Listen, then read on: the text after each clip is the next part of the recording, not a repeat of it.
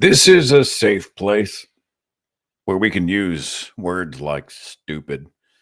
I try not to call people names to their face. You've heard me sort of, I don't know, discourage that. Let us de escalate. But on the larger stage, on the macro stage, when we see things going down, we can say that's just stupid. Or that person is just acting stupidly, right? I think it's okay. I think we've come to the point, we've crossed the threshold. Case in point. I live in Tulsa, Oklahoma, and the great state of Oklahoma is essentially a big circus tent with MAGAs as ringleaders. Governor Kevin Stitt has been in the headlines. You know, he's the guy who dedicated the whole state to his Jesus when he won the midterms. Lord, we dedicate every square inch of Oklahoma to you, dear Lord. He did that on taxpayer money, on taxpayer funded grounds at the Capitol. And then we've got public superintendent of education, superintendent of public instruction, Ryan Walters. This guy's just been pining for attention. All he wants is attention. He's just makes me crazy. And he has just filed a lawsuit against the Freedom from Religion Foundation. Now, I just saw this. I'm going to read it pretty much cold, but this was posted by KOCO News Channel 5 in Oklahoma City. The headline, Ryan Walters, OSDE, the Oklahoma State Department of Education, sue nonprofit that sent cease and desist letter over prayer in schools. Check this out. State Superintendent Ryan Walters and the Oklahoma State Department of Education have filed a lawsuit against a nonprofit organization after receiving a cease and desist letter over prayer in schools. The Freedom from Religion Foundation, which is based in Wisconsin, issued a cease and desist letter to a school in Oklahoma for allowing a school to pray over the intercom. According to a news release, the letter threatened legal action if the school did not comply, Walters' office said.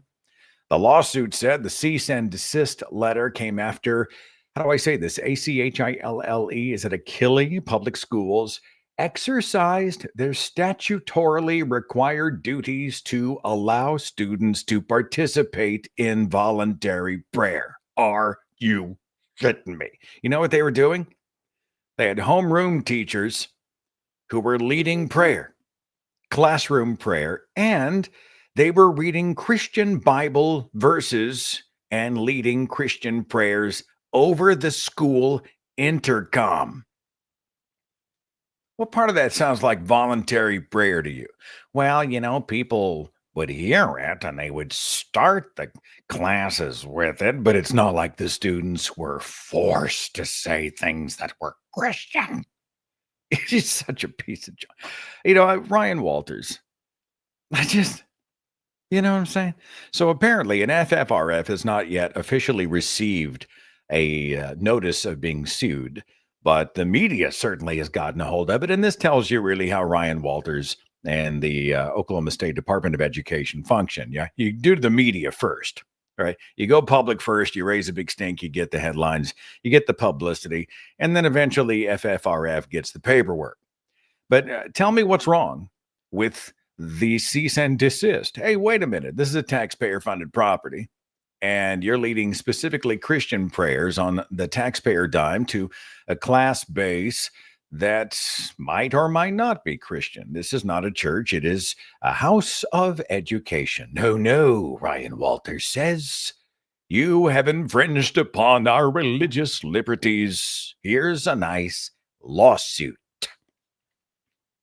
Now, I'm trying to think of who will hear this if it goes to court. If it's an Oklahoma court, I don't know. The Oklahoma State Supreme Court knocked down the religious charter school, at least at the first step. We know it's going to take it to the United States Supreme Court at the federal level. But the state Supreme Court has come through for us in the past. I'm hoping that maybe, some sanity will prevail. But I'm not optimistic because sanity does not seem to be the order of the day. Stupidity seems to be the order of the day. And I want you to talk about or the stupid stuff that's been on your mind. I don't know, whatever is on your mind. The phone lines are wide open. There is a phone number and a call-in link in the description box of tonight's live stream. And I would love to chat with you after I do my little short thing here. I'm drinking some, this is called passion tea. Now, I don't feel any real passion at all, but it is sort of sweet and fruity. So I've been, and I like this mug because it says "Have a nice day." But whenever you get down to the bottom, I don't know if you can see it. I can't really tip it that far yet, but it's got a middle finger. So once you drink it, and it's like, "Oh, have a nice day," and then you literally, knock it back. You can see somebody flipping you off. It's awesome. What else was on my mind while I wait for you to call in?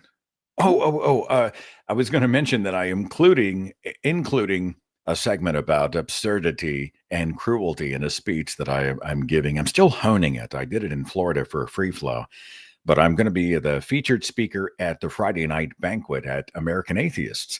That's going to be Easter weekend. They have it at Easter weekend every year, the National Convention for American Atheists. It's going to be in Minneapolis this time around. Going to be a good time out there, My dad, he was born in Minnesota. We go up there on the summertime vacations and we fish for walleye and northern pike out there. They don't have walleye down in Oklahoma. We just have the bass and the crappie. But up there, you got the walleye. And I remember all of my relatives kind of had that Fargo-esque, very charming accent about them. Much more charming than Oklahoma, because we're like, "Hey, y'all, sure is good to be up here in Minnesota." Yeah, that's just kind of how the Oklahoma accent goes. But anyway, I'm going to Minneapolis. Tickets are still available for that. You know what? Let me just roll through real fast. I don't want to drive you crazy. But the We Can Reason, Western Canadian Reason Conference is going to be the first weekend in May in Calgary, Alberta. Now, Natalie and I don't get to travel together very often. I'm useless to her at most of these events because I'm working. Working is not the word because I love being there, but I'm engaging with people and I'm running the table and I'm prepping for the speech and we're doing a VIP dinner. And, that's it's not like she and I can have a lot of meaningful time, but occasionally I get to tack a couple of days onto a trip where she and I can enjoy some place that is pretty. And I was made aware of a place, forgive me, I'd never heard of it before, called Banff. That's fun to say. National Park, an hour and a half out of Calgary. It's gorgeous. It reminds me a little bit of Alaska in the summertime, as far as the mountains and the waters. Just something about the way it looks in the photographs. So I was talking to the We Can Reason folks. I was like, "Oh my God, it's gorgeous."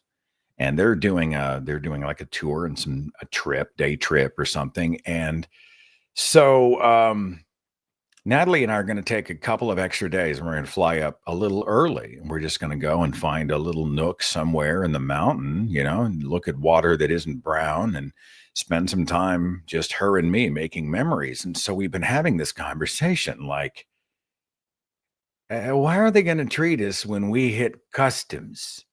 After all, we're Americans, right? Our president is declaring war on Canada. What I'm saying? It's just how are they going to do they understand that tens of millions of us cannot believe this is happening? Do they know there is a resistance? There's a protest going on this Saturday. In fact, it's all over the country. Let me look this up, actually. So maybe if you're interested, you can go and participate in it yourself. But it is a hub. It's called Hands Off 2025. HandsOff2025.com. The National Day of Action. The website says Donald Trump and Elon Musk think this country belongs to them. They're taking everything they can get their hands on and daring the world to stop them. On Saturday, April 5th, we are taking to the streets nationwide to fight back with a clear message, hands off. And so I signed up. There's a protest in Tulsa going on at the 71st and Memorial area. And I guess I'm going to go make a sign. Not sure what the sign's going to say. It needs to be kind of biting, sarcastic, but also true at the same time. That's kind of my wheelhouse, right? You want it to be true. It's like when I protested at the Ark Encounter in Kentucky all those years ago. What did my sign say? Like the Flintstones was not a documentary. Maybe it wasn't that one. I had another one. Oh, I had a camel, and a penguin on my sign.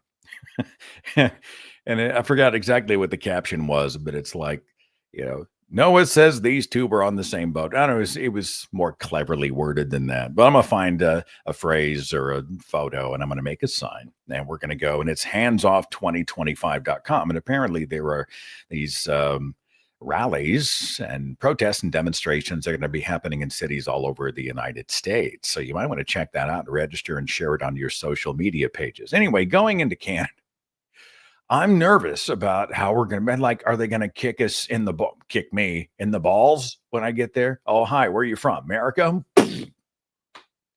Oh, United States? They're going to tariff my ass. They're going to be like, oh, that's going to cost you. You want to get into this country, this is going to cost you. Natalie found some shirts. I am this close. Let me pull it up here. She sent me a text. It's a shirt for sale. And it's a red shirt with a Canadian leaf on it. It says, "Dear Canada, we hate him too."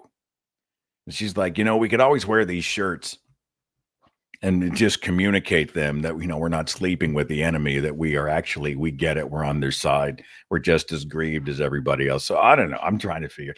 And then what happens if shit goes down while we are in Canada? And she's going to fly back a little early and I'm going to stay for the conference. But, what happens if some other thing happens and like the borders close down or Canada says, oh, yeah, screw it. We're canceling all the flights southbound. Now what? I'm on one side of the wall. Natalie's on the other side of the wall, She's throwing care packages. Actually, I would be throwing care packages to her over the wall, trying to get her through. I don't know what's going to happen. It's just insane every day. It's just so freaking stupid. Janice Selby, my friend, over at Divorcing Religion, said that she thinks that most Canadians get it. They understand that a lot of us are like, what the hell? I mean, they're frustrated and scared, but they know that there is a resistance movement. But I don't know what to expect. But I'm excited about the event itself, I guess, if I could go full circle. Also, there's an interesting one coming up. Now, I'm not attending this, but if you're in the Seattle area, the Shameless Sexuality Conference. And Glenda Jordan and some others going to be there.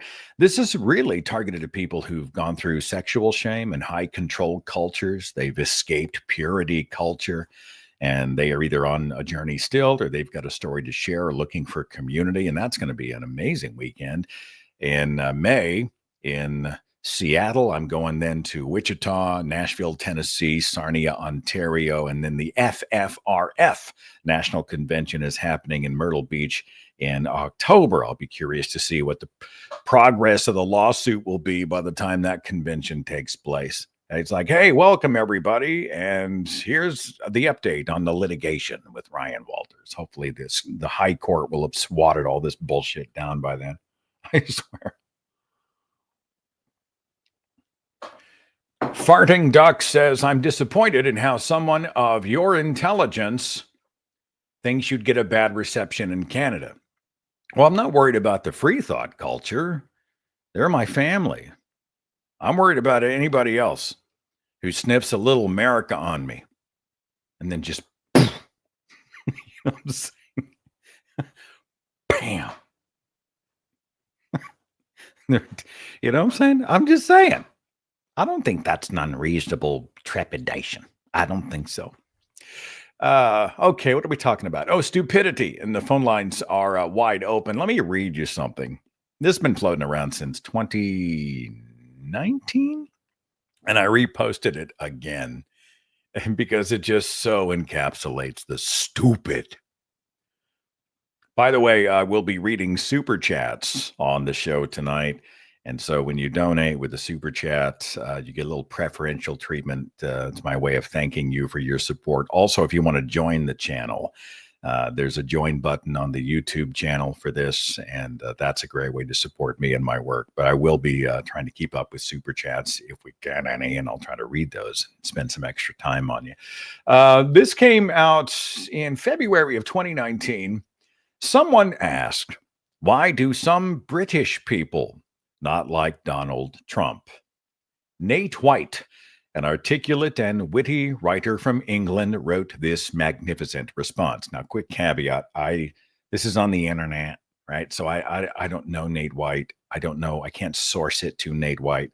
You want to double check me, okay? But whoever wrote it and whenever it was originally published, wherever it came from, whatever the circumstances are, the text of it is why I'm reading it here, okay? And if it was a Nate White, then well played. Well done. A few things spring to mind as to why some British people do not like Donald Trump. Trump lacks certain qualities which the British traditionally esteem.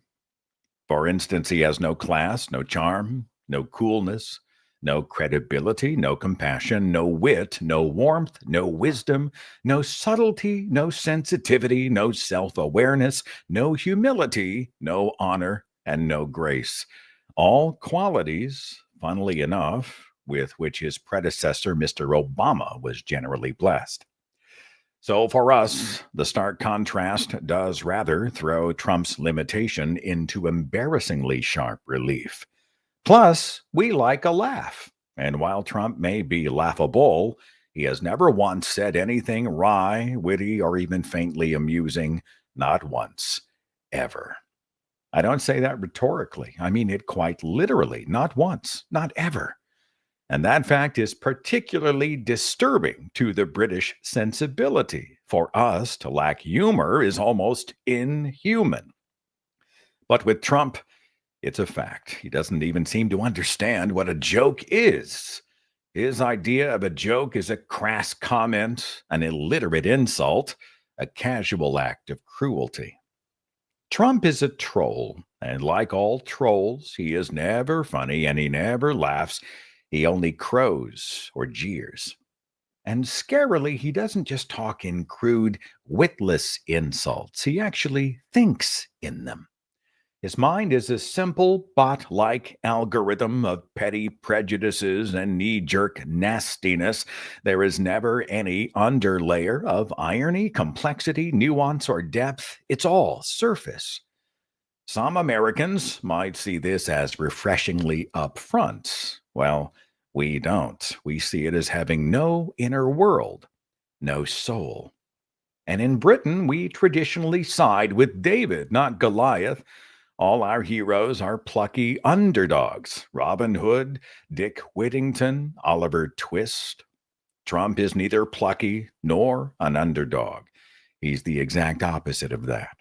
He's not even a spoiled rich boy or a greedy fat cat. He's more a fat white slug, a Jabba the Hutt of privilege. And worse, he is that most unforgivable of all things to the British, a bully. That is, except when he's among bullies. Then he suddenly transforms into a sniveling sidekick instead. There are unspoken rules to this stuff, the Queensberry rules of basic decency, and he breaks them all. He punches downwards, which a gentleman should, would, could never do. And every blow he aims is below the belt. He particularly likes to kick the vulnerable or voiceless, and he kicks them when they are down. So the fact that a significant minority, perhaps a third of Americans, look at what he does, listen to what he says, and then think, yeah, he seems like my kind of guy, is a matter of some confusion and no little distress to British people, given that Americans are supposed to be nicer than us, and mostly are. And you don't need a particularly keen eye for detail to spot a few flaws in the man. This last point is especially what confuses and dismays British people, and many other people too. His faults seem pretty bloody hard to miss. After all, it's impossible to read a single tweet or hear him speak a sentence or two without staring deep into the abyss. He turns being artless into an art form. He is a Picasso of pettiness, a Shakespeare of shit. His faults are fractal. Even his flaws have flaws, and so on ad infinitum. God knows there have always been stupid people in the world and plenty of nasty people too, but rarely has stupidity been so nasty or nastiness so stupid. He makes Nixon look trustworthy and George W. looks smart. In fact, if Frankenstein decided to make a monster assembled entirely from human flaws, he would make a Trump. And a remorseful Dr. Frankenstein would clutch out big clumpfuls of hair and scream in anguish, "My God, what have I created?" If being a twat was a TV show, Trump would be the boxed set. God, that's well written, isn't it? That's so freaking good. Let me see if I can put that link in the comments section here for anybody who wants to read that. It'll be in the live stream, and I'll try to remember maybe to go back and put it in the actual comments. God, it was very, very well done. But we're talking about the weird, the wide, the wacky, the unthinkably stupid, the irredeemably stupid. Because the world seems to be, I mean, I talk about in my speech that we live in a culture that re-elected Marjorie Taylor Greene, District 14 in Georgia, re-elected her twice, right? Twice. They said, I want more of that.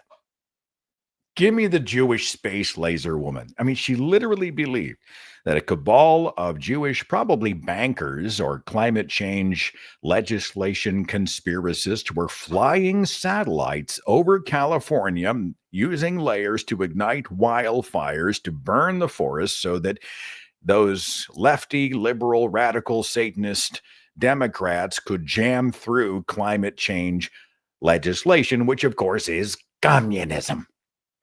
That's how she thinks. That is how she thinks, you know. He was talking about Bill Gates. Was it Bill Gates who was growing fake meat in a peach tree dish? A peach tree dish. What was the context of where she referenced the gazpacho police? I'm trying to remember what that was exactly. I mean, just time after time. And talk about cruel and petty. Just a woman who is constructed of nothing but human flaws. I'm just saying. Let's take a look here and see if I have any chats that warrant attention. First of all, I want to say, Net Girl, thank you so much for the support. It does mean a lot to me.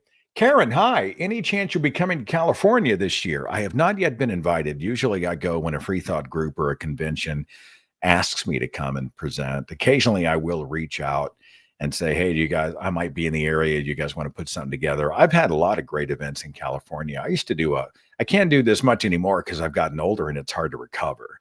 It's just a long week, but it was amazing. But I'd fly to the top of the state, rent a car, and then I would just do a speaking run for the whole week. So it was like, I think in order, it was Sacramento, San Jose, San Luis Obispo, Los Angeles, Riverside, San Diego, and then I would fly home. And then I would collapse on the ground and usually get sick. Like, oh God, I got it. It always takes me a while to bounce back. Nobody on the West Coast has invited me out recently, but if somebody's got, if you know a free thought group that'd like to put something together, it's always a joy to get out of the studio and do that. And thanks for the super chat, Net Girl. Karen has said, oh, I'm sorry, that was Karen. I've got Ant. Enjoyed you and Eric SNS on the line this week. Oh, yeah. We hosted the Line After Dark show, and you can just go to YouTube and search The Line, and you'll see our pictures there. But we did the 7 p.m. show last night, and we took 2.5 hours of theist calls and bantered back and forth. It wasn't a bad show. The calls are pretty good, but I learned a term that I had not heard before. It apparently was popularized in Wayne's World. Now, I loved Wayne's World. I don't know why I can't remember hearing the term in the movie. But Stephanie, who was screening the calls, was talking about if someone called and they were being a jerk or something, she called them a hose beast. Oh, God, that word is too good not to use in a sentence every day. Hose beast. So I don't have the image here anymore. I put it on my whiteboard, but I erased it. But I posted it on my Facebook page. I drew what I thought a hose beast would look like. And so the word hose beast just became a thing.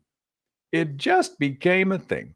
And so we talked about the hose beast all night. And then someone asked if Matt Dillahunty would tattoo my hose beast drawing on his calf at the next charity event. And of course, they're referencing how long's it been? A year or two when I drew like a 30-second Sharpie drawing of my cat. And for charity, Matt Dillahunty had it permanently tattooed on his leg. And Cat's effigy lives there still. It blows my mind. When he told me he was going to do that, I called him. I'm like, you cannot do this. You cannot do this, right? This was a joke. It was a gag. I'm terrified. And he just like, no, I think it's awesome. I'm going to permanently attach this image to my calf. And that's what he did. Next time you see him, have him pull his pants up to his knee and he will he'll show you my cat drawing on his leg. It's just wacky. Bumblebeezy.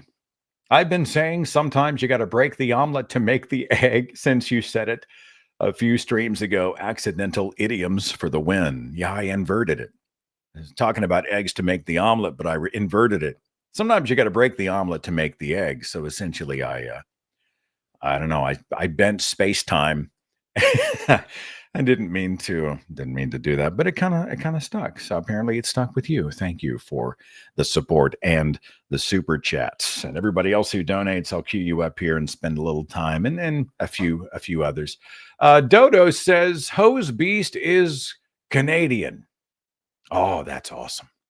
If it's not true, it needs to be, because I would think with Hoser, right? Isn't Hoser Canadian from the Mackenzies? The Great White North album. Anybody else have? I actually had the album. The Mackenzies. Was it Bob and Doug McKenzie, the comedians? And like, hey, Holzer, yeah, remember that? The Great White North album. Nah, okay. Let's talk to my first caller. And of course, the switchboard remains open for everybody else. Lines are in the description box. 541. Hi, what do I call you? Who's this? Kara. Kara? I'm from Oregon. What's going on? So I'm still kind of heat of the moment because this was just this morning and I saw your show. I wrote something up because I wanted to post about it and tell the story. But I don't know, I caught you in the first few minutes of starting, so I was encouraged to call because I've always wanted to, but you've never been live when I'm capable. Look at us. Look at us. I'm live. You're here. You're live. Let's talk. What's on your mind? So I'm a CNC machinist. So I like program robots to make stuff out of steel is kind of the short description of that. Pretty good at my job. And I started at this job like 9 years ago. They gave me the chance to come in and basically be their primary operator of all their CNC machines. So I basically ran the department mostly by myself. I kind of had to learn on the fly and figured it all out. And over the years, I've earned the respect to the point where they tell me I am their favorite employee constantly, right? So last Thursday, I walked into the office, and I do this to get tools, and there's shop tools, and that's kind of like a shared work office space. And on the wall is a calendar with, I forget, I didn't really look at it closely, but it was basically just Trump worship. And it had the text, "End the wokeness" under it. And it just immediately sent me into a spin. I walked out. I thought about it for a few minutes. I walked back into my boss and said, I need to talk to you. It's probably going to get heated. So, we went into a room and I cried a bit because I liked working there, I didn't quit then, but I explained my position. I'm like, I started, what is wokeness? Do you know what that means? He's like, that could mean many things. And it's a dodge. He's dodging my question. So I asked, what does it mean to you? And he basically just refused to answer. He would dodge to, I struggle to remember the whole conversation because you know how that goes.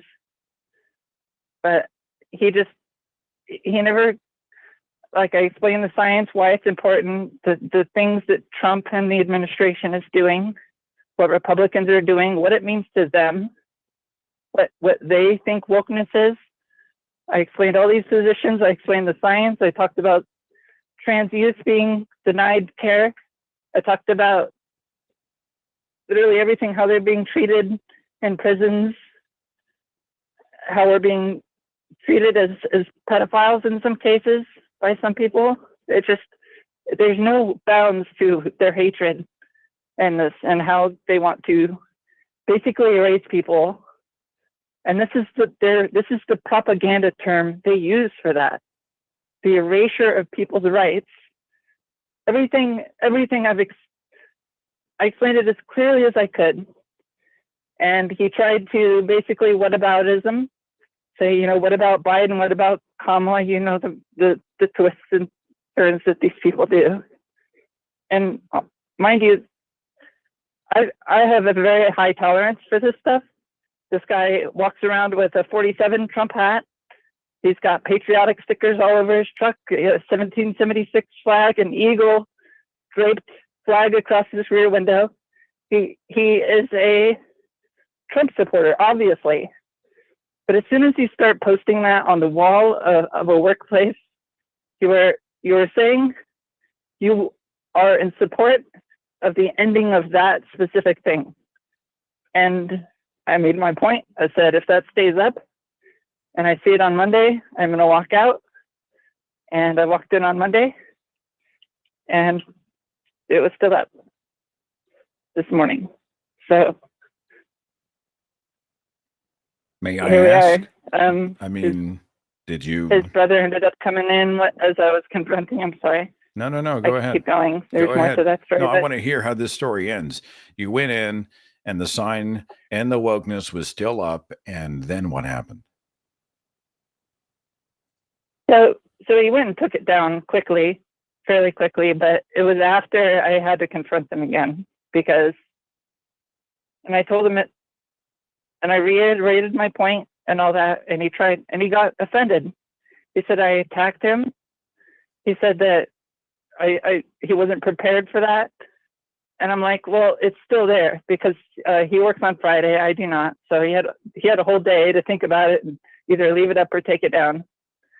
And as far as I'm concerned, him leaving it up is him basically taking the stance that he doesn't want me there anymore.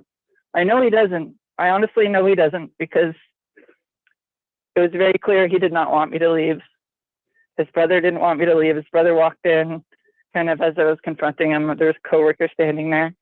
And when his brother laid in, I have no respect for this guy, really, honestly. He's just not a very smart person when it comes to this stuff. He's very right-wing conservative Christian. So he comes in, he doesn't know the context. I didn't talk to him very much. So he's only getting a small piece of the story. But he follows me out after basically I came to the point where I'm just like, fine, I'm done. I'm packing my shit and I'm leaving. So I walk out, he follows me, the other coworker follows. And he tried to play both of them actually, he tried to do we've always respected you and we've always treated you fairly. And honestly, they have. I can honestly say they have. They've treated me with all the respect, given me as much leeway as I want to do what I needed to do to get work done. They just give me work, and as long as it was done before it needed to be, they left me alone, right? So they had the respect for me. I had the respect for them. I had to draw a line, and they just refused to budge on it until the last second when it became real for them. So I ended up saying something like, if you plastered the walls in religious bullshit, I'd probably do the same thing. And Aaron actually, sorry, I used the real name there, but he basically got in my face. Like, he took it offensively, as if I was attacking him. It's like, dude, that's my right. And I'm like, do you see what he's doing right now? You got in my face, right? And I looked at my coworker. I'm like, you see what he's doing? Getting offended because I don't agree with him? This is why I'm leaving. So I packed my stuff and walked out. Have you heard I from anybody? also offered that if they get somebody to train, I'll train them. I'd come in and kind of point some fingers and tell them what to do to get started. But that's about the end of it. Have you heard from them since? Have they come back and said, we want to make this right, or we're so sorry, or anything like that? Only a text from the HR basically saying your check's ready. I called and talked to her shortly, kind of gave her the short story. I don't know what the legalities are. I think if a private employer wants to hang signs, I think they have the right to hang whatever It's sign perfectly they want. legal. Yeah. It's perfectly legal for them to do that, but it's also just, if your employees have full right to just leave. Oh yeah. No. I'm not saying that you didn't have every right to say life's too short. I'm not going to stand literally under the shadow of an attack on democracy and decency in my country and in my life. I totally get that. What I was doing is working it out of my mind. Is there any legal recourse? Does this qualify as a hostile work environment? A lot of those questions are beyond my pay grade. So you're out. I mean, do you have a plan B? Do you have a fork in the road option going on? Oh, I'm not. Frankly, I'm not even worried. Like, I'm just a very skilled person. I can learn very quickly. I think I can sell that in an interview very easily. So I'm not worried. Hey, it's just a matter. I really enjoyed that place. It meant a lot to me to stay there, and it got to the point where everyone there, basically, I loved working with them. I formed close friendships with a lot of the people there, and it's crazy to throw 9 years of your life away in a sense. And I think it's a story about standing up for principles, and especially in political times like this, when you are forced to stand up for your principles. Well, you're a person of conviction, and it's remarkable how many relationships have been splintered because the people we expected to have our backs out there and to have, I don't know, a moral center, or at least to be semi-conscious, are enabling the agents of harm. And so often we've had to draw a line. I'm thinking right now of a text I got earlier today about a gathering that they want me to attend. 90% of them voted MAGA, love MAGA. They think Elon's a genius and Trump is going to save everybody. And, and I'm like you. Who would sign up to be in the presence of that voluntarily? I mean, life's pretty short.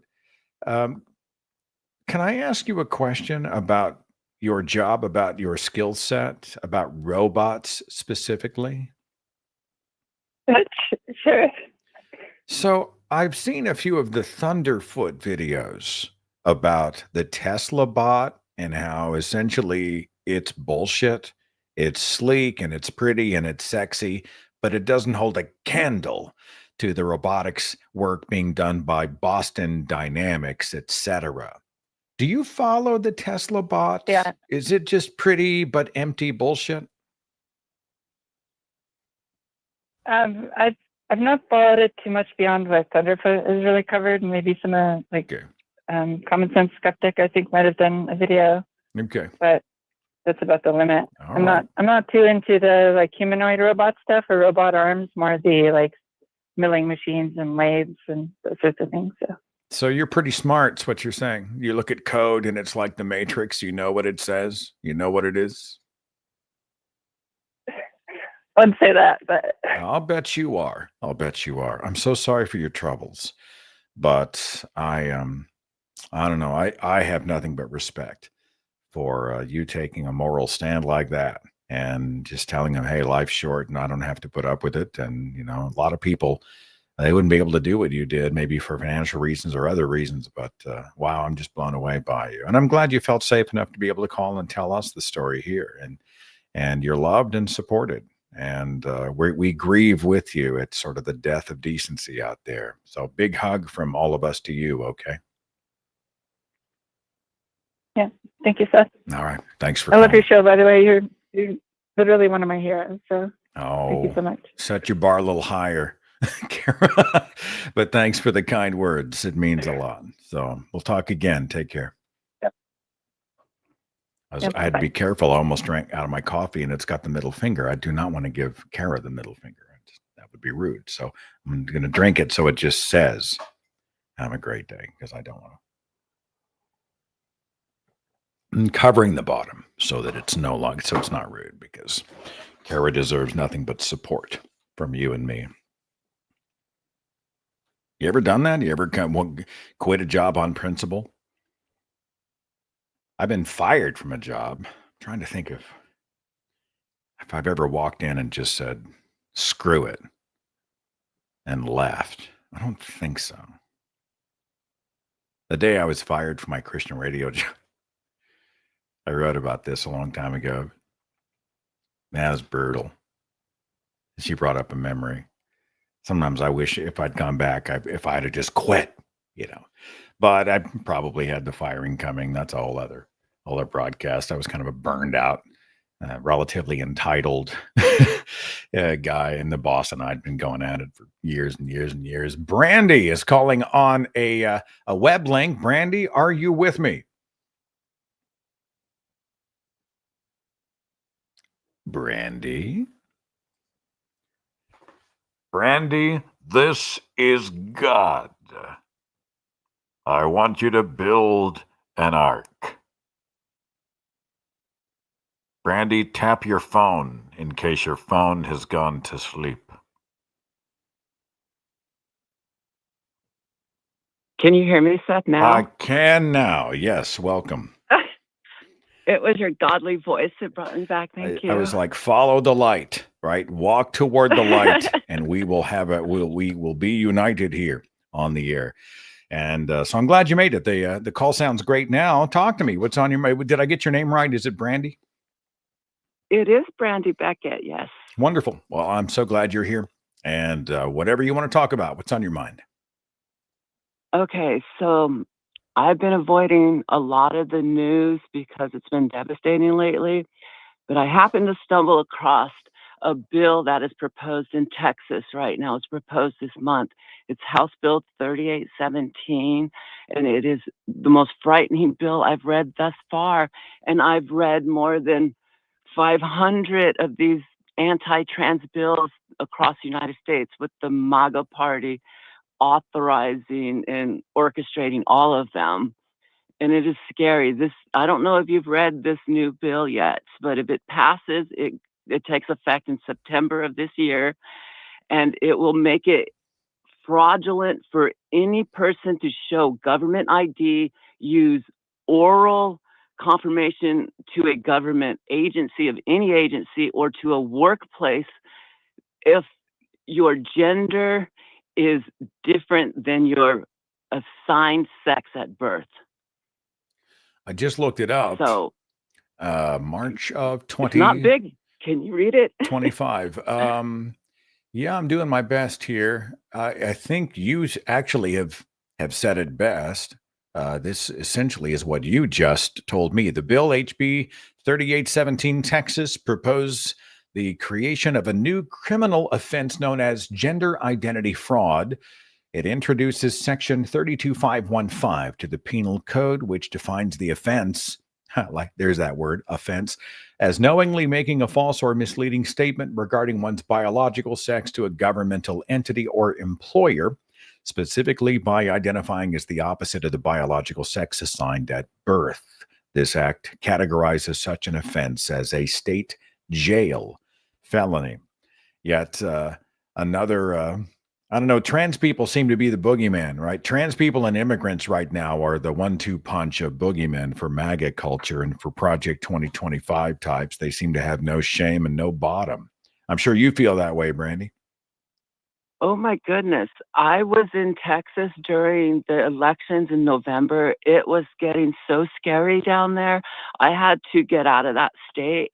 And now I'm convinced I cannot go back to that state. If I am driving through that state and I get pulled over for any reason and I show any law enforcement agency my legal real ID, my Massachusetts real ID, or my real birth certificate. If I show my not my birth certificate, but my passport. If I show my passport or my real ID, United States government issued ID, I will be committing a felony in Texas. If I to get a job in Texas and I show them my ID to fill out a W-4 form, I will be committing a felon, which could put me in prison. This is United States of America still, right? Yeah. The state right below you, Seth. The state I actually met you in. Oh, my I understand. goodness. I understand. I don't know. You don't live in Texas now, obviously. Do you know of any resource that people could use to maybe turn up the heat? I'm guessing maybe the ACLU or organizations like American Atheist, FFRF, or others may have some legal maneuverings going on. But are you aware of anything? If there's no legal protections, Seth, there's no legal actions they can do. If they strip away all legal protections, what legal actions do you do? No, I get what you're saying. What I'm saying is there a resistance force of some kind? Certainly, lawsuits would and could be filed. Mhm. I wish I was more of an expert on this type of stuff, but I really am. It's beyond my over my pay head. grade, and I study anthropology, and I've studied when society shifts to a fascist dictatorship, and it's scary stuff that comes out of this. I don't think I think at this point, for me, I stopped doing my online activism because at this point it's survival mode. Yeah, Is that it does. like It as makes a community and as an individual, if I want to survive at least the next 4 years of these attacks, and the attacks will ramp up and they will become more harsh, and these attacks, if I want to survive, if I want my family to survive, I need to just be underground. And that makes me sad because there are so many people in my community who can't just be under the radar. And I don't know how to help them. And that's why I'm reaching out to you. I don't know what to do for people who can't hide under the radar. What do we do? Well, that's a T-shirt, isn't it? To mark the times. What do we do? And I don't know the answer. I think we are all looking for rallying points to put public pressure on people. I don't think that the agents of cruelty are going to do anything in our interest. They will only act in self-interest. And I think they're going to have to feel so much heat and so much pressure. They're going to have to literally, we're going to have to overshadow and overwhelm them to the point where they have no choice. What does that look like? I do not know, but I'm more and more convinced that things are going to get really, really, really nasty. And it may have to be nasty. I don't know. I've never seen anything like this in my lifetime. I'm sure most people haven't. But my heart goes out to you, and I'm so glad you brought this to my attention. I'll do some further reading about the maneuverings going on in Texas, and we'll see perhaps if some official legal challenges from outside the state of Texas are filed, be it via the ACLU or other organizations. Okay. I know that's the long battle. I'm also concerned about the current battle. Like, there's going to be people in Texas within the next year who are going to need physical shelter, going to need physical channels to get out of their dangerous areas. Yeah. I don't have these resources. I don't have these connections. I'm hoping you can put messages out there and maybe it can connect with someone who has some kind of organization that can help these individuals who are going to be persecuted like we haven't seen in the United States before in a long, long time. I'm speechless. I think all of us are. Like, I think our hearts are all breaking and we're scared and we're pissed. And so, but I'm so thankful for you. And, just know that there is a culture, not just a show, not just a listenership, not just a channel, but there's a culture. There is a large demographic of people who ache and grieve and fight with you. And we'll Well, figure it out. I don't know what it's going to look like, but we're not quitting anytime soon. Okay. Well, I'll tell you what, Seth, when I'm around people who are out atheists, that's like the only community I feel safe coming out and saying I'm a trans woman to now in this climate. And thank you. And do you remember on the ACA's 1000th episode down in Austin? I was able to meet you down there and we had such a lovely time, and I really appreciate you and your words that you gave to me that night and the words you give to me today really give me hope and comfort. So thank you, Seth. Well, it was an honor to be able to meet you in Austin, Texas on number 1000. Big hug from me and Natalie and Linus and Gracie and Kat. Okay. I appreciate you. Thank you so kindly. Thanks for calling. We'll see you. Mhm. I started the show talking about the stupidity. Here's an argument that I just don't get. And I heard it a few days ago. It was on somebody else's thread. And they were talking about the gaslighting and the lying and the cruelty and all the stuff that you and I talk about ad nauseum. And there is a series of consistent MAGA cultists, and I'll call them cultists because they are eyeball deep in the Kool-Aid. These people are just a literal brick wall, just bang, bang, bang, you cannot get through. So it was a laundry list of, I think she reposted something by American historian Heather Cox Richardson. You know what? I'm not going to read it. She posts like every day, and everything she posts is really good. Maybe I'll pull today's article up and read it for you. I don't know. We've got a little time. I'm doing a guest shot on another show here in about 45 minutes, but we got a little time. Anyway, my point is this. We're going through the specific details, bullet points of awfulness just in this week. Just boop, boop, boop, boop, boop. I mean, it was just a worst hits of awfulness. And one of the MAGAs jumps in reliably. I mean, I am talking about she's a MAGA parrot. Just Trump is awesome. She is that person. And she has no idea what she's talking about. So every time sometimes to amuse myself, I go in and I will make a correction to the record. Well, actually, you said this, but what has happened is this. And then crickets. She doesn't respond. Because she doesn't know what the fuck she's talking about. It's almost like talking to a Christian who knows nothing about the Bible and they want to argue the Bible. And so all you do is you're like, well, actually, the verse says this and the context is this, and it was written here, and here's blah, blah, blah. And it's, Jesus is love, mine. And then they ghost you, right? They're gone. So she jumps in and she does this little number. You know what? You haven't been able to say one good thing about Donald Trump. I'll bet if I asked you to name one thing, you couldn't do it, which tells me how biased you are. You need to be a good finder. God, such a vacuous response. An honest person, someone truly objective who wasn't led around by that Democratic nose ring, would be able to find at least one good thing about the man. I mean, I'm sorry, the house is on fire and they want me to find something pretty. I just don't understand. So I responded, I'll just read it. Let me pull this up here. Hang on. I didn't expect to do this.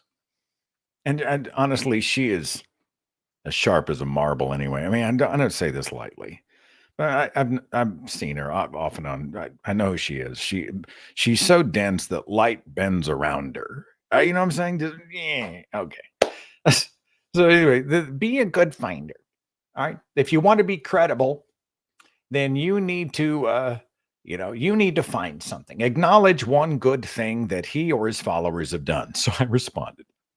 This is colloquially known as the Hitler loved dogs fallacy. Granted, even though 2017 to 2019 Chief of Staff General John Kelly reported that Trump thought Hitler, quote, did some good things too, and wanted his own generals to obey him in authoritarian lockstep, Donald isn't Adolf, but the Hitler loved dogs example is useful for examining how great harm is dismissed by those more focused on the shiny reflection than the dangerous blade. Interestingly, I don't think Trump even loves dogs. He's admitted he loves his daughter, but with sexual overtones, so that probably shouldn't count. He loves money, bilking his vendors, revenge. His words are get even. He loves porn stars, murderous dictators like Kim Jong-un, who also has a Hitler-esque general set, scamming college kids and stealing from children's charities, more money, unquestioned power, some golf, Big Macs, even more money, and obviously himself. He loves himself. Yet somehow MAGA swoons in his shadow. He's so strong. He loves us. He loves America.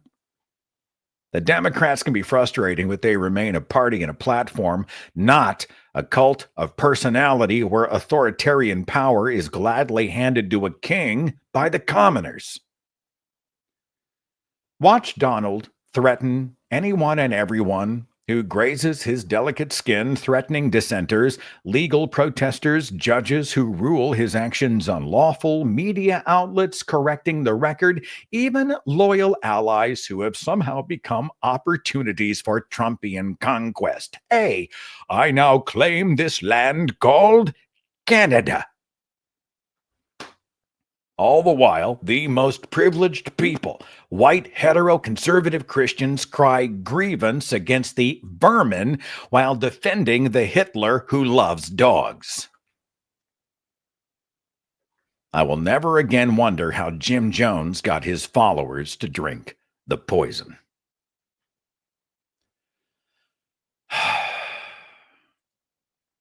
No response. I'm telling you, you just don't go into a wrestling match unarmed, is all I'm saying. She doesn't know what the fuck she's talking about. I'm like, okay, fine, you want to engage. It's not like I'm a great mind, but at least I know a little bit about the subjects, right? A little bit. I don't see anybody else on the switchboard. Perhaps we'll call it here in just a few minutes. Or maybe I'll read an article from Heather Cox Richardson. I'll let you decide what you want me to do. Hang on, let me come back to my screen. David, thank you for the super chat. Darwin might have been wrong. You would think the stupid gene would have deleted the dumb by now. I think Bill Burr said something like that. Just let the idiots filter themselves onto the gene pool. The problem is that they take everybody else with them. You know, these people have children, vulnerable kids. They have people in their lives who depend on them. So it's not like stupidity lives in a vacuum. What's that line? You know how when you die, you don't feel a thing, but everybody else is in pain? It's the same thing when you're stupid.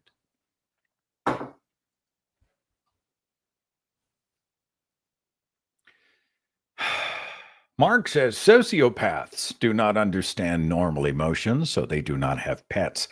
Why would they try to extend love when they don't get it? I don't know much about sociopathy, rather, and pets. I would be interested to find out. It is hard. How does a creature that has not empathy then give and receive love in any real capacity? I don't know. Heather Cox Richardson. This, by the way, is a subscription that if you have not done or if you have not followed on Facebook, shame. Last post was yesterday. I'm just going to read it. It's a little long, but whatever. Sit back, drink your Java or tea or whatever, and listen to how well this woman writes. She says, March 30th, 2025, Sunday, on the Fox News Channel this morning, Director of the National Economic Council, Kevin Hassett, said, President Trump has a long-run vision of a golden age of America, and we're working really, really hard to get it out there in time. But I can't give you any forward-looking guidance on what's going to happen this week. The president has got a heck of a lot of analysis before him, and he's going to make the right choice, I'm sure. The National Economic Council is the primary group the president uses to develop domestic and international economic policy. So the fact that Hassett appears to have no idea what's coming is concerning.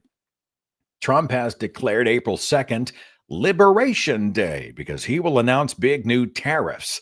Posting on his social media site March 21st, quote, for decades, we have been ripped off and abused by every nation in the world, both friend and foe. Now it is finally time for the good old USA to get some of that money and respect back. God bless America. And a bunch of this stuff is capitalized in improper orders. I'll spare you that. Other Trump regime officials appear similarly uninformed about Trump's plans. Fox News Channel personality Shannon Bream asked Peter Navarro, Trump's senior counselor for trade and manufacturing, what to say to consumers who worry that tariffs are going to raise prices. He answered, trust in Trump. He then claimed that tariffs are tax cuts, which makes sense only if he means that tariffs, which raise prices on consumers, might provide enough revenue for the government to enable Republicans to justify tax cuts on the wealthy and corporations. Trump campaigned on the promise to, quote, immediately bring prices down starting on day one. But his tariffs have already helped to push inflation upward. Josh Dawsey and Ryan Felton of the Wall Street Journal reported Thursday Trump warned the chief executive officers of, quote, some of the country's top auto manufacturers not to raise prices because of the 25% tariffs he has just put on cars and car parts, telling them that the tariffs are good for them.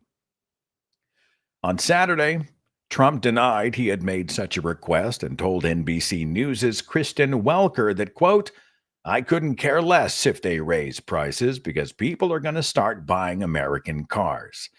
I couldn't care less, he repeated. I hope they raise their prices because if they do, people are going to buy American-made cars. We have plenty. A White House aide told NBC News that the president was referring to foreign car prices. And then there is Friday's story that Secretary of Defense Pete Hegseth has been taking not only his brother, but also his wife along with him to meetings with foreign military counterparts where sensitive information was discussed. Catherine Long, Max Colchester, Daniel Michaels, and Lindsay Wise of the Wall Street Journal note that her inclusion in such meetings is unusual. Jennifer Hegseth also accompanied Hegseth to his private meetings with senators during the process of his Senate confirmation, making it awkward to ask questions about allegations related to infidelity and sexual misconduct. Both Trump and Hegseth have made it their goal to purge the United States of what they call Marxism and what Hegseth calls woke shit. That is, the racial, gender, and religious diversity that Americans have embraced since World War II. That means taking the government The country is built over the last 80 years down to the ground and rebuilding it as they imagine it was before, with men like them in charge.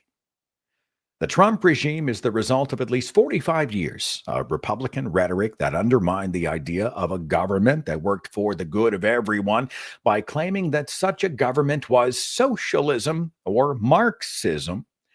That argument had nothing to do with actual Marxism, which called for the people to take over farms and factories, and everything to do with America's peculiar history. During the Civil War of the 1860s, the Republicans in Congress both ended human enslavement in the U.S., except as punishment for crime, and invented the nation's first system of national taxation, including the income tax. After the war, racist former Confederates in the South refused to accept the idea that Black Americans were equal to their white neighbors and tried to force formerly enslaved people into subservience. To stop that from happening, Americans in 1868 added the 14th Amendment to the Constitution, putting the weight of the federal government behind equal rights. In 1870, Americans added to the Constitution the 15th Amendment, guaranteeing the right of Black men to vote. Also in 1870, Congress established the Department of Justice to prosecute those on the South who continue to persecute their Black neighbors on grounds of race. In response, former Confederates in 1871 began to maintain falsely that they had never objected to Black rights on racial grounds. What they opposed, they said, was that poor Black men, impoverished because of their time in slavery, had the right to vote. Those men would, they said, vote for services like roads and schools and hospitals, and such services could be paid for only through tax levies on propertied Americans who overwhelmingly were white men. Thus, permitting Black men to vote meant socialism that would destroy the United States. To restore true American values, former Confederates and their Northern counterparts insisted Black Americans must be shut out of a voice in government. That rhetoric resurfaced after World War II. In that era, the vast majority of Americans embraced a government that worked for everyone by regulating business, providing a basic social safety net, promoting infrastructure, and protecting civil rights. But those Republicans eager to avoid regulation and taxation reached back to the Reconstruction to insist that a government that worked in the interest of all Americans was redistributing wealth from hardworking Americans to undeserving minorities and women. Restoring true American values, they said, meant making sure that Marxists and minorities could not influence politics, especially after the 1965 Voting Rights Act restored voting rights to Black Americans and people of color. That rhetoric that tied racism and taxes elected Ronald Reagan to the White House in 1980, and it has since metastasized until the top 7 donors to the 2024 political cycle together gave almost $1 billion to Republicans, with Elon Musk alone contributing more than $291 million. The list, compiled by Open Secrets, shows that Democratic donors don't kick in until number 8 on the list. Former New York City Mayor Michael Bloomberg, who gave slightly more than $64 million to Democrats. George Soros, the Republicans' supervillain, didn't make the top 25. And those wealthy donors wish the Trump administration is shedding the post-World War II government and has prioritized tax cuts for the wealthy and for corporations. Trump's government is also firing women, Black and brown Americans, and gender minorities from public positions and working to erase them from our history. MAGA Republicans have fired up their base against immigrants they claim are, quote, invading the United States, an exaggerated vision in which White House Deputy Chief of Staff Stephen Miller, for example, claims that we were invaded and occupied, entire neighborhoods were conquered, entire towns were subjugated, our treasury was in the plundered. That wildly exaggerated vision has enabled Republicans to justify throwing overboard the due process on which American rights are based. On Friday, Representative Victoria Spartz, Republican Indiana, told booing constituents, "You violated the rules. You are not entitled to due process." In fact, in the United States, the due process of law is what establishes whether someone has violated the rules, otherwise known as the law. Just how profoundly the administration is violating civil rights came through today when news broke of an Alien Enemies Act validation guide obtained by the American Civil Liberties Union, the ACLU. The guide lays out a point system by which officials from Immigration and Customs Enforcement, ICE, can determine if an immigrant is eligible for rendition to the Terrorism Confinement Center in El Salvador. The guide tags people as members of the Venezuelan Tren de Aragua gang, as if they reach 8 points on a point system in which officers determine what seems to them a gang tattoo or a gang sign, or interact with those ICE as are gang members. Aaron Reichen-Melnick of the American Immigration Council notes that nearly all of the criteria on the list are subjective, which helps to explain why so many people who are apparently unaffiliated with TDA were swept up in the rendition. With this checklist, Reichen-Melnick writes, ICE can declare any Venezuelan an alien enemy without any concrete evidence, based solely on an ICE officer's interpretation of tattoos and hand signs, which may be completely innocent, or the bad luck of having a roommate ICE thinks is TDA. The MAGA Republicans' worldview is the same as that of the Confederates who preceded them. Some people are better than others and have the right to rule. It's no coincidence that Trump recently called for the restoration of Confederate statues. But if that worldview is correct, then getting rid of President Joe Biden's inclusive economy and hiring practices and putting white men in charge of everything should mean exactly what Trump is promising: a golden age of America. Indeed, the strong economy the Biden administration created is tumbling. And Trump administration officials seem to have no plan to stop it except to trust in Trump. The officers in charge of keeping the nation safe have instead broken the law in an epic fail, demonstrating that they have no foreign policy plan except military strikes highlighted with emojis. They appear to disdain national security procedures. And the signal scandal appears to have just been the tip of the iceberg. Tonight, Alexander Ward, Josh Dawsey, and Meredith McGraw of the Wall Street Journal reported that 2 U.S. officials told them that National Security Advisor Mike Waltz, quote, has created and hosted multiple other sensitive national security conversations on Signal with cabinet members. When the former Confederates called for cutting black men out of the vote in the 1870s by insisting their votes would usher in socialism, Americans didn't know whether a government elected by a wider range of Americans than in the past would thrive.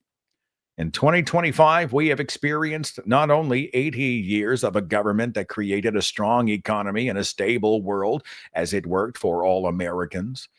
We have also experienced the 4 years recently passed in which the Biden administration demonstrated that such a government worked. It left us with a booming economy and strong national security that the Trump regime is now mangling. Nonetheless, Trump is digging into the position that some people are better than others and have the right to rule. Today, he told NBC News that he is considering a third presidential term, although that is explicitly unconstitutional. I'm not joking, he said. There are methods which you could do it. So good at articulating. I know it's bad news, but it's encapsulated, it's consolidated, and communicated in a way that allows all of us to participate. And Heather Cox Richardson is so freaking smart. So subscribe to her page. Not that she needs more. I mean, I think several million people, including me, look for her updates every single day. But onward and forward. Tomorrow, I'm releasing a podcast conversation with science educator Forrest Valkai. It's titled Forrest Valkai Unfiltered, as if there's any other kind of Forrest Valkai.